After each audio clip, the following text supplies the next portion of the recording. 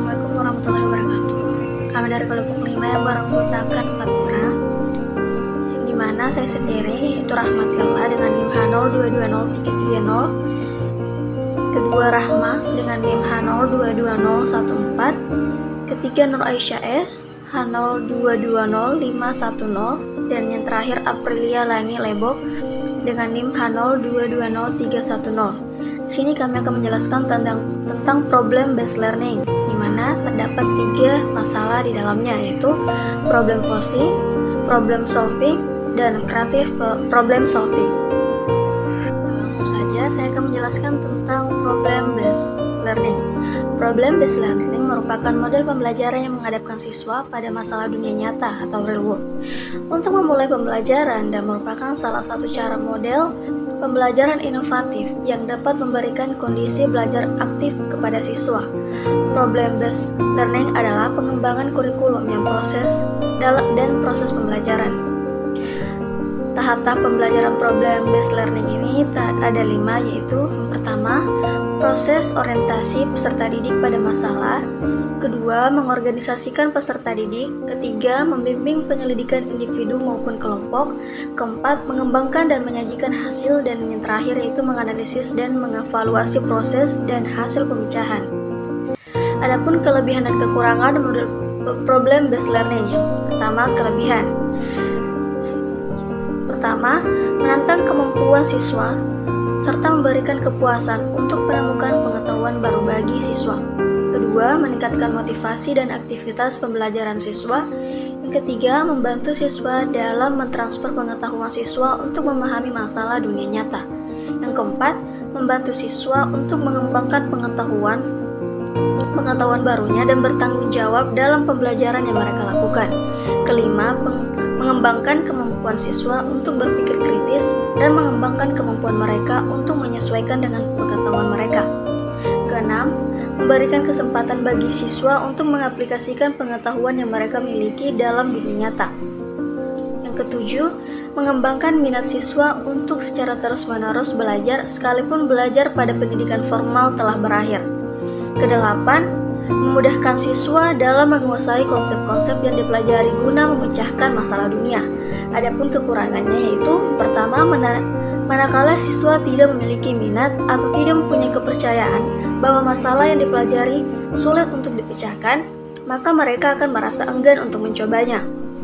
Kedua, untuk sebagian siswa beranggapan bahwa tanpa pemahaman mengenai materi yang diperlukan untuk menyelesaikan masalah, mengapa mereka harus berusaha untuk memecahkan masalah yang sedang dipelajari, maka mereka akan belajar apa yang mereka ingin pelajari.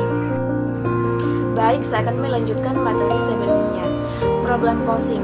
Problem posing merupakan istilah dalam bahasa Inggris yang terdiri dari 2 kata, yaitu problem yang artinya masalah, soal atau persoalan, dan pos yang artinya mengajukan. Problem posing dapat diartikan sebagai pengajuan soal atau pengajuan masalah. Jadi model pembelajaran problem posing adalah suatu model pembelajaran yang mewajibkan peserta didik untuk mengajukan soal sendiri melalui berbagai soal secara mandiri maupun kelompok.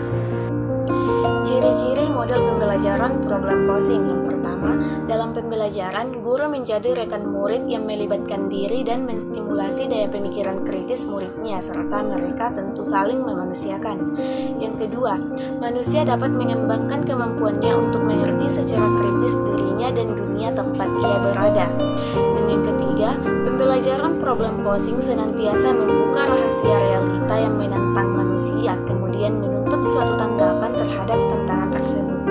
Langkah-langkah model pembelajaran problem posing. Yang pertama, guru menyampaikan tujuan pembelajaran. Yang kedua, guru membentuk kelompok yang beranggotakan 4-5 orang yang heterogen, baik kemampuan maupun jenis kelaminnya. Yang ketiga, guru membagi materi yang berbeda untuk dirangkum, namun masih dalam konsep yang sama. Yang keempat, guru meminta masing-masing peserta didik membuat 2 soal dari materi yang telah dibagikan tersebut pada lembar problem posing 1. Yang kelima, peserta didik berdiskusi kelompok untuk mencari penyelesaian dari soal yang telah dibuat pada lembar problem posing 1 tersebut. Yang keenam, masing-masing kelompok menuliskan 1 atau 2 soal yang tidak bisa diselesaikan oleh kelompok di dalam lembar problem posing 2 dan ditukarkan pada kelompok lain secara berurutan atau zigzag. Aturannya terserah pada guru. Yang ketujuh, masing-masing kelompok berdiskusi mencari hasil atau penyelesaian dari lembar problem posing 2. Yang kedelapan, guru menunjuk satu kelompok untuk mempresentasikan hasil rangkuman yang telah dikerjakan dan membacakan soal yang tidak bisa dipecahkan di kelompoknya. Yang kesembilan, kelompok lain sebagai audiens yang punya hak untuk menyangkal, bertanya, dan memberikan masukan, sehingga pembelajaran berlangsung hangat dan guru hanya berperan sebagai moderator. 10. Berdiskusi kelas membahas soal dari lembar problem posing 1. Guru dan peserta didik membuat kesimpulan, dan yang terakhir guru memberikan pekerjaan rumah. Kemudian kelebihan dan kekurangan model pembelajaran problem posing. Yang pertama, kelebihan. Mendidik murid berpikir kritis. Siswa akan lebih aktif dalam proses pembelajaran. Siswa akan terbiasa dalam menganalisis suatu masalah dan mendidik anak percaya pada diri sendiri. Yang kedua, kekurangan. Memerlukan waktu yang cukup banyak, tidak bisa digunakan di kelas rendah, dan tidak semua murid terampil bertanya. Adapun contoh penerapan model pembelajaran problem posing dalam pembelajaran matematika yaitu pada materi kedudukan titik, garis, dan bidang dalam ruang, dan letak penerapannya sama seperti yang saya jelaskan sebelumnya. Baik, saya akan melanjutkan pemaparan materi kami yaitu problem solving. Problem solving menurut Evans pada tahun 1994 diartikan sebagai aktivitas yang dihubungkan dengan menyelesaikan sebuah cara yang cocok untuk tindakan dan mengubah suasana sekarang menjadi suasana yang dibutuhkan. Artinya, dalam setiap tahap penyelesaian masalah dibutuhkan sebuah filter dalam menentukan cara yang baik untuk menyelesaikan masalah tersebut. Dengan menyaring berbagai persoalan yang ada, seseorang akan dengan mudah dalam melakukan sebuah proses problem solving dari berbagai masalah yang dihadapinya. Selanjutnya, ciri-ciri metode pembelajaran problem solving. Yang pertama, menyiapkan masalah yang jelas untuk diselesaikan. Masalah ini harus tumbuh dari peserta didik sesuai dengan taraf kemampuannya, juga sesuai dengan materi yang disampaikannya, serta ada dalam kehidupan peserta didik. Yang kedua, merumuskan penyelesaian masalah dengan berbagai pendekatan, mencari data atau keterangan yang dapat menyelesaikan masalah tersebut, misalnya dengan membaca buku, meneliti, bertanya, atau pengalaman peserta didik sendiri. Yang ketiga, menyelesaikan masalah sesuai rencana, melakukan pembuktian atau pengecekan dari tiap rencana penyelesaian masalah yang telah dirumuskan, kemudian menjelaskan tahap-tahap penyelesaian dengan benar. Yang keempat, menguji jawaban yang menarik kesimpulan, memeriksa jawaban yang telah dilakukan dalam menyelesaikan masalah. Selanjutnya, langkah mode pembelajaran problem solving. Yang pertama, pendidik menjelaskan tujuan pembelajaran. Yang kedua, guru memberikan permasalahan yang perlu dicari solusinya. Yang ketiga, pendidik atau guru menjelaskan prosedur pemecahan masalah yang benar. Yang keempat, peserta didik mencari literatur yang mendukung untuk menyelesaikan permasalahan yang diberikan. Yang kelima, siswa atau peserta didik menetapkan beberapa solusi yang dapat diambil untuk menyelesaikan permasalahan. Yang keenam, peserta didik melaporkan tugas yang diberikan guru. Kemudian kelebihan dan kekurangan pemecahan masalah problem solving. Pertama, kelebihan. 1. Metode ini dapat membuat pendidik di sekolah menjadi lebih relevan dengan kehidupan khususnya dengan dunia kerja. Yang kedua, proses belajar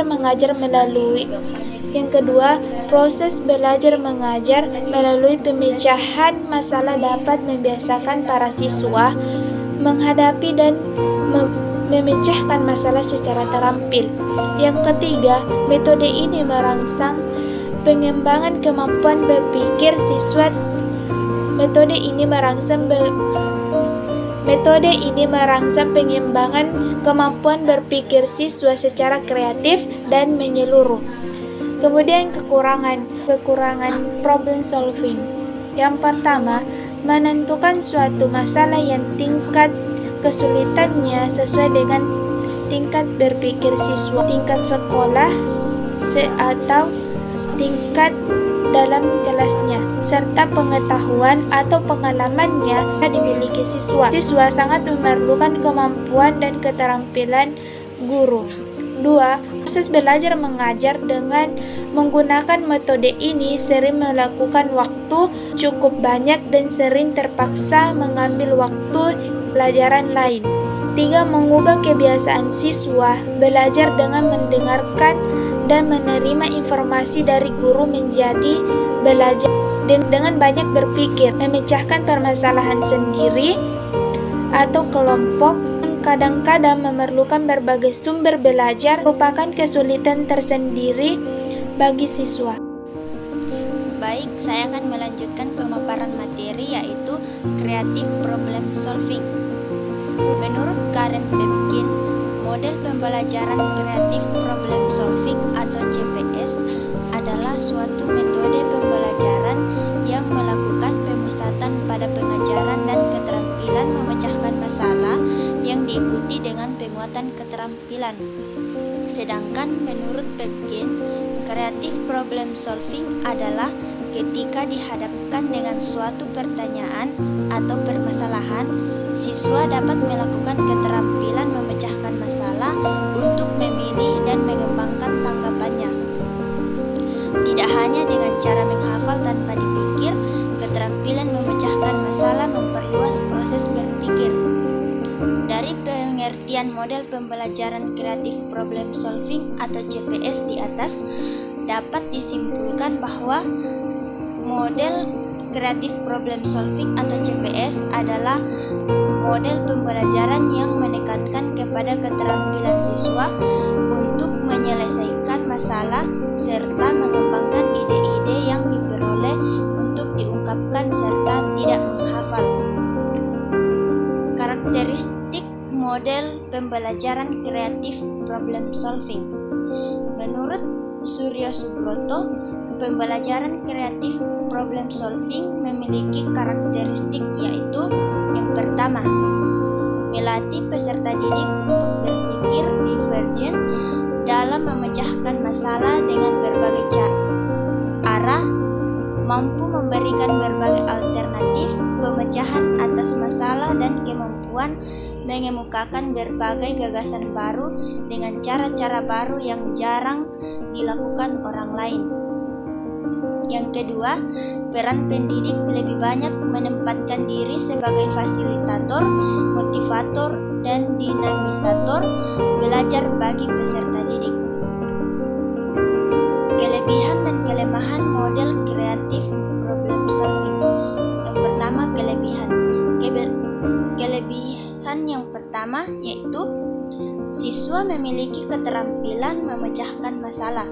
Yang kedua, merangsang pengembangan kemampuan berpikir siswa secara kreatif, rasional, logis, dan menyeluruh. Yang ketiga, pendidikan di sekolah menjadi lebih relevan dengan kehidupan, khususnya dunia kerja. Yang keempat, menimbulkan keberanian pada diri siswa untuk mengemukakan pendapat dan ide-idenya. Kelemahan model Creative Problem Solving. Yang pertama, menentukan suatu masalah yang tingkat kesulitannya sesuai dengan tingkat berpikir siswa itu tidak mudah. Yang kedua, mengubah kebiasaan siswa belajar dengan mendengarkan dan menerima informasi dari guru menjadi belajar yang banyak berpikir untuk memecahkan permasalahan secara individu maupun kelompok yang kadang-kadang memerlukan berbagai sumber belajar, merupakan tantangan atau bahkan kesulitan bagi siswa.